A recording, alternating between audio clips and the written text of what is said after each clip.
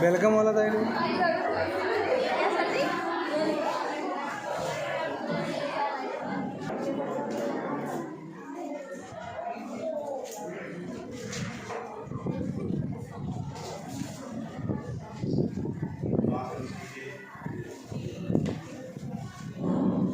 महाराष्ट्र की पावन प्रांगण में उपस्थित सभी गणमान्य अतिथियों का मैं हार्दिक स्वागत और अभिनंदन करता हूँ।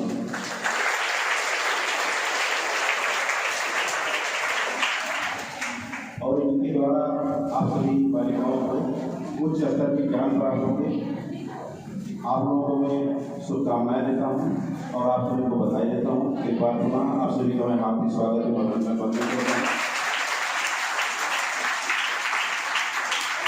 इस कार्यक्रम के लिए विद्यालय परिवार आपका हृदय की असीम गहराइयों से धन्यवाद देता है और आपसे आग्रह करूँगा कि आप आगे की कार्रवाई शुरू करें।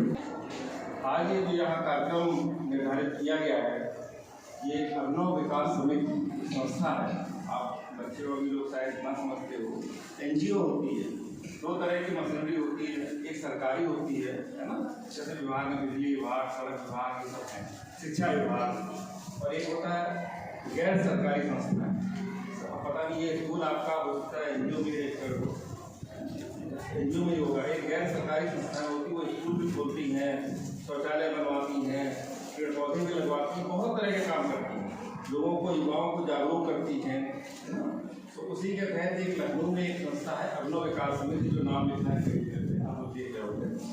उन लोगों को, हम लोगों को एक भारत सरकार से एक प्रोजेक्ट है राइड्स करके, रेलवे का है ये, और ये जो है कुछ कार्यक्रम देता है ताकि गाँव में विकास हो सके, जन साधारण को लाभ पहुँच सके, हर तरह का, कृषि से संबंधित, उद्योग से संबंधित, बच्चों से संबंधित, महिलाओं से संबंधित।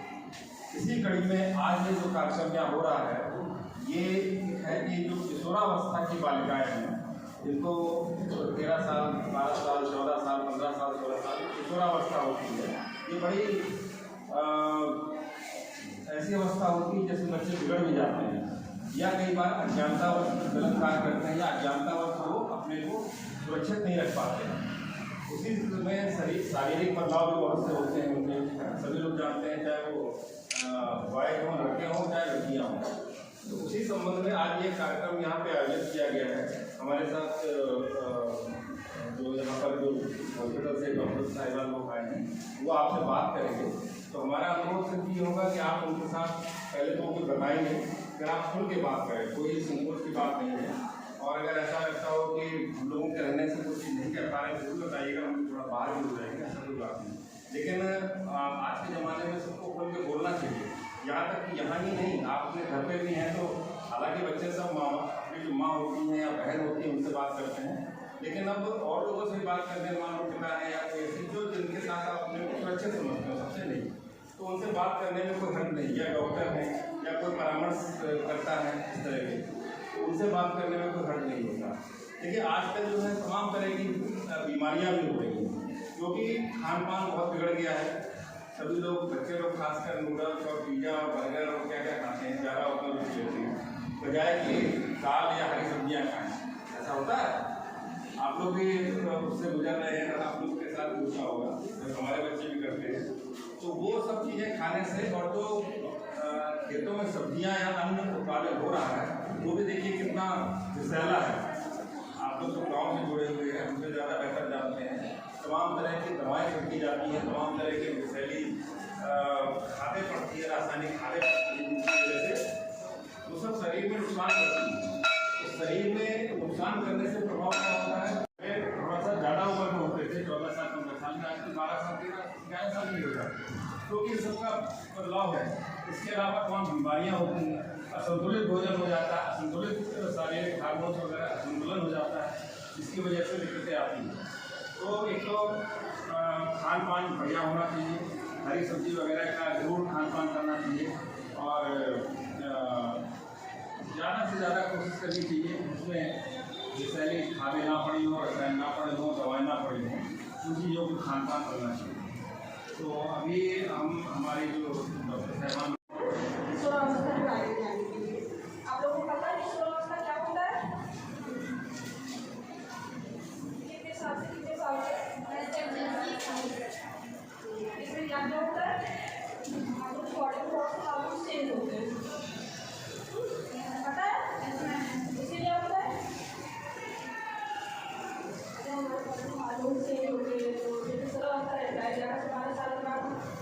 पीरियड आते हैं, हार्मोन चेंज होने की वजह से पीरियड आते हैं। जैसे आपको गाँव लोग कहते हैं ना, गाँव में ज़्यादा बच्चे ज़्यादा नहीं होते, पेरेंट्स नहीं बता पाते पीरियड आते हैं ना जाते हैं, ये क्या हो रहा है, ऐसा होता है। तो इसलिए गाँव की ज़रूरत नहीं है आपको, पेरेंट्स से जिसको भी आप अच्छे से लगाव रखा हो उसे आप बता सकते हैं। और इसकी हाइजीन सबसे ज़्यादा इम्पोर्टेंट है, कैसे आपको मेंटेन करना है। और क्या कहते हैं, हाइजीन मेंटेन करने के लिए आप लोगों को क्या करना चाहिए, किसी को आइडिया है? बताया तो गया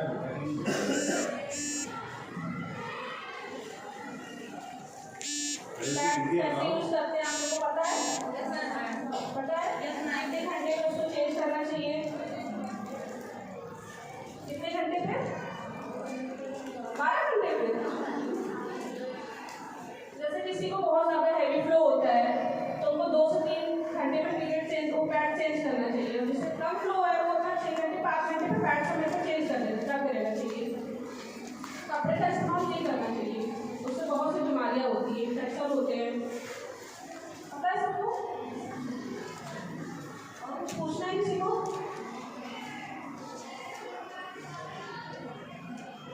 सही बनाना। हम लोग आज यहाँ पर इकट्ठा हुए हैं आप लोगों को जागरूक करने के लिए किशोरावस्था के बारे में। किशोरावस्था क्या है? इंग्लिश में एडोलसेंस कहते हैं। और किशोरावस्था की आयु 12 से 18 साल के बीच में होती है। और इस बीच में लड़कियों में बहुत से हार्मोन लोग आपको बताएंगे। फिर आप लोग को मतलब हाइजीन मेंटेन करनी है। सबसे जरूरी चीज़ है आप लोगों को हाइजीन मेंटेन करना है। इससे इन्फेक्शन भी हो सकता है। इससे गाँव में बहुत सी मतलब महिलाएँ होती हैं जो कपड़ा अभी नहीं यूज़ करती, शायद अभी भी यूज़ करती होगी, लेकिन कपड़ा नहीं यूज़ करना चाहिए क्योंकि वो अनहाइजीनिक होता है। हाइजीन को मेंटेन करके रखना होता है। तो आप लोग पेट का इस्तेमाल करें। यहाँ कितनी लड़कियाँ जो पेट का इस्तेमाल करती हैं?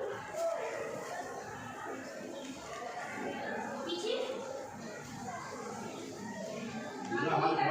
हाथ उठा दे मतलब लगभग सभी करती हैं। अच्छी चीज़ है, सब लोग जागरूक हो रहे हैं, अच्छी बात है। तो बस आप लोग मतलब उसमें खाने पीने का तो ज़्यादा ध्यान रखिएगा क्योंकि लड़कियाँ होती हैं मतलब थोड़ा इसमें वीकनेस भी आ जाता है। जो भी लगता खाने पीने का ज़्यादा ध्यान रखिएगा। प्रोटीन और आयरन वगैरह ये सारी चीज़ें उसमें हो, जिस खाने में आयरन प्रोटीन वगैरह ज़्यादा, जैसे दाल वाल ये सब कम ज़्यादा खाएंगे, इस हेल्थ आपको कब ज़्यादा अच्छा रहेगा इससे।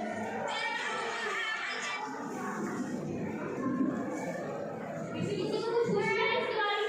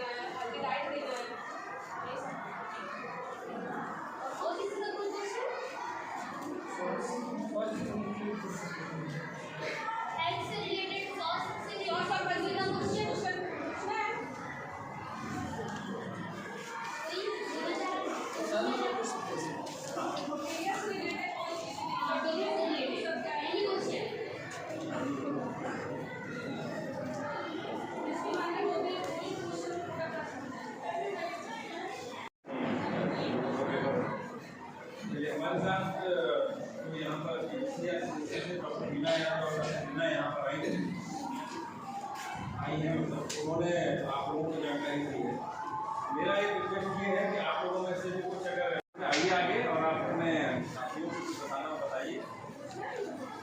बताना पूछना नहीं, आप और लोगों को बताइए। आइए, मैं इतना हो रही हूँ बोलना जरूर। इच्छाओं को दबाइए नहीं, संकोच करने की आवश्यकता नहीं।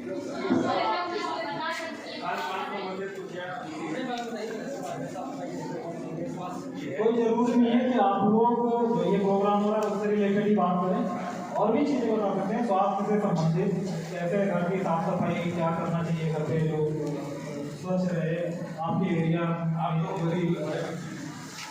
कुछ भी कोई भी चीज़ बता सकते हैं। आप लोग पीछे से कोई है जो बोलना चाहेगा? ऐसा क्या करते हैं तो आप लोग ना, ये कई बार कोशिश कर चुकी है लेकिन मेरा नाम अदिति सिंह है। मैं आप लोगों को ये बताना चाहूँगी कि मतलब जो 10 से 19 वर्ष का मतलब एज है, इसमें मतलब लड़के या लड़कियाँ मतलब ऐसा कोई हरकत ना करें जिससे मतलब परिवार की या किसी और की बदनामी हो। मतलब इसमें हम लोग को मतलब ऐसा काम करना चाहिए, छोड़ने की क्षमता मतलब बहुत मेंटेन करनी चाहिए कि मतलब हम लोग इतना अच्छे से मतलब कोई भी काम करें कि मतलब हमारे पेरेंट्स की या मतलब हमारे घर गाँव घर की और नाम मतलब बहुत अच्छे से मतलब कोई कुछ कह ना पाए कि मतलब ये लड़की ऐसी है, लड़की वैसी है। मतलब इस एज में मतलब हम लोगों को जिम्मेदारी आ जाती है और मतलब ये जिम्मेदारी समझने की मतलब क्षमता और हम लोगों में बढ़ जाती है। बस मैं इसी के साथ जिम्मेदारी को जान जाता हूँ। बहुत अच्छी बात बताई है अभी आपने, और इस तरह से कोई और भी बोलना चाहे, कोई भी नई चीज अब सही है ना? एक शुक्ला है। मेरे साथी ने जो बताया, मैं ये कहना चाहूँगी कि जैसे कि एज है ना, तो हमारे पेरेंट्स भी हमको समझे कि मतलब बच्चा अगर गलत कदम उठा रहा है, कुछ भी कर रहा है, तो मतलब पेरेंट्स को भी उनका साथ देना चाहिए कि बच्चों ऐसा नहीं करना चाहिए या कुछ भी है तो अगर साथ रहेंगे तो बच्चे की हिम्मत बढ़ेगी, तो बच्चा ऐसा नहीं करेगा। ये अकेले में बात कीजिए, लेकिन समस्या को लेकर के न चलिए, समस्या को खत्म करके चलिए, ठीक है?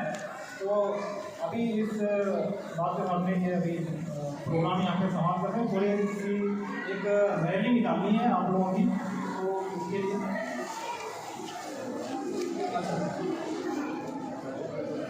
तो इस वक्त मतलब बच्चों से कार्डियस बीमारी हो रही है, उससे हमें कैसे बचाव करना चाहिए?